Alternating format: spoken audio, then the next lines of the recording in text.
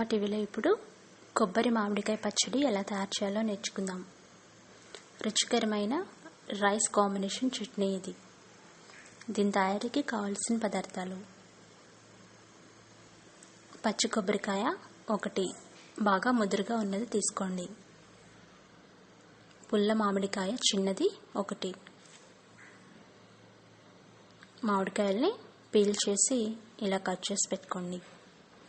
అలాగే కొబ్బరి ముక్కల్ని కూడా కట్ చేసి పెట్టుకోండి. రుచికి సరిపడా ఉప్పు,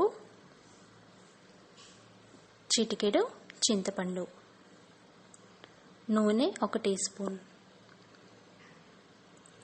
తాలింపు దినుసులు 1 టీ స్పూన్, ధనియాలు 1 టేబుల్ స్పూన్, పచ్చెనగపప్పు 1 టీ స్పూన్. ఇప్పుడు తయారీ విధానం చూద్దాం. ముందుగా కొంచెం నూనె వేసి వేడి చేయండి.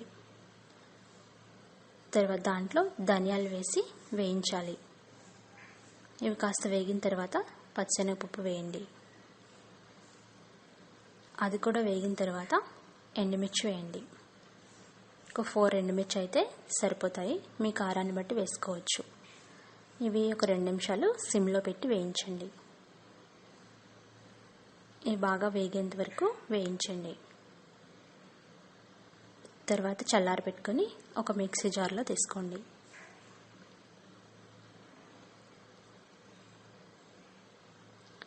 మిక్సీలో తీసుకున్న తర్వాత వేరే ఐటమ్స్ అన్నీ యాడ్ చేసుకోవాలి.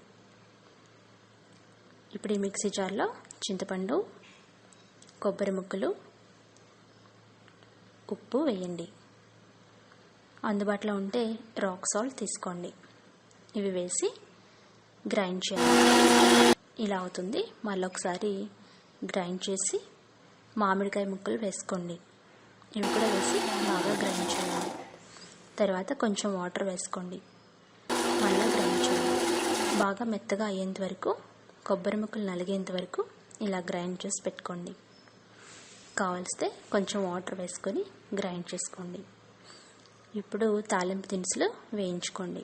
ఆవాలు, జీలకర్ర, వెల్లుల్లిపాయ, ఎండుమిర్చి ఇవన్నీ వేగిన తర్వాత తయారైన చట్నీలో వేసి కలియబెట్టాలి. ఈ విధంగా మొత్తం మిక్స్ చేయండి. మిక్స్ చేసి పక్కన పెట్టుకుంటే ఎంతో రుచికరమైన కొబ్బరి మామిడికాయ చట్నీ రెడీ అయింది. ఇది వేడివేడి అన్నంలోకి చాలా టేస్టీగా ఉంటుంది. దీన్ని నెయ్యితో సర్వ్ చేసుకోండి. మరికొన్ని రెసిపీస్కి అత్తమ్మ టీవీ సబ్స్క్రైబ్ కాగలరు. ధన్యవాదములు.